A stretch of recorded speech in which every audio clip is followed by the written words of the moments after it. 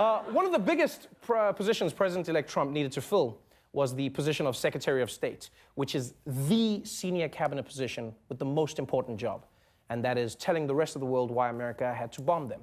It is also the subject of tonight's Profiles in Tremendousness. I have the most dedicated people. I know the best people. We're going to use our best people. I have the smartest people in the world. I know guys that are so good.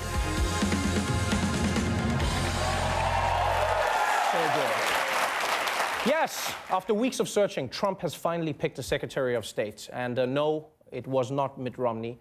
But hey, at least Trump took him out for dinner before he him. Really classy guy, classy guy. And also a genius move from Donald Trump, because you realize he just ensured that Romney can never talk shit about him again. Yeah, although I will say making Romney get that tattoo was a step too far. I don't think that was necessary. So if Mitt Romney didn't get the job, then who did?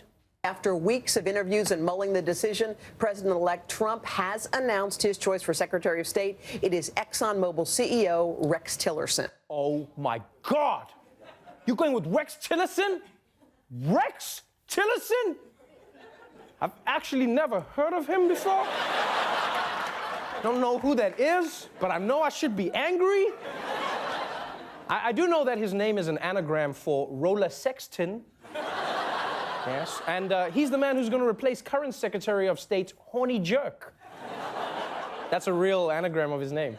Rex isn't just an anagram, though. He's also the CEO of America's largest oil company, ExxonMobil, which is really impressive. But still, the question is, what the hell does an oil man know about the intricacies of international relations? Well, it turns out a lot. Tillerson, in many ways, has made a career out of working in parallel to the State Department in many countries. Exxon has a massive reach, operating in more than 50 countries worldwide. Exxon has its own intelligence department, which is very good. They do forecasting of the very same kind that the CIA does. So, you know, he has, in a sense, had a dry run for this job in a way that very few CEOs have had. Wow, that is insane. This guy has his own CIA? I'm impressed by that. I mean, Trump was also probably impressed, but just because of his name. You know, it's like, wow, your name's Rex, like a dinosaur. Pretty cool. Now, another important part of being Secretary of State is cultivating good relationships with key foreign leaders. The question is Tillerson up for the job? And the answer is, hell to the da. He's got very close connections with the Kremlin at its highest level. He's met Vladimir Putin on numerous occasions. In 2013, Putin awarded him the Order of Friendship Medal, one of the highest Russian honors a foreigner can receive. Putin, the Russian president, personally pinned that medal on his chest. Yo, on the real, though, you know your country's hardcore when friendship gets a medal. Yeah, because in America, people are just like, friends, friends, friends, friends, friends, friends, friends. Russia's like, we know each other. Don't get comfortable. But that's how close these two are. In fact, look, Tillerson even got Vladimir Putin to smile. Yeah, look at that. Nobody's ever done that before, which you can tell because if you zoom into that picture, it's clear that Putin is figuring out how to smile by looking at Tillerson. You can see, he's like, it's like wolf? How do you do this? It's like dog, but no bite?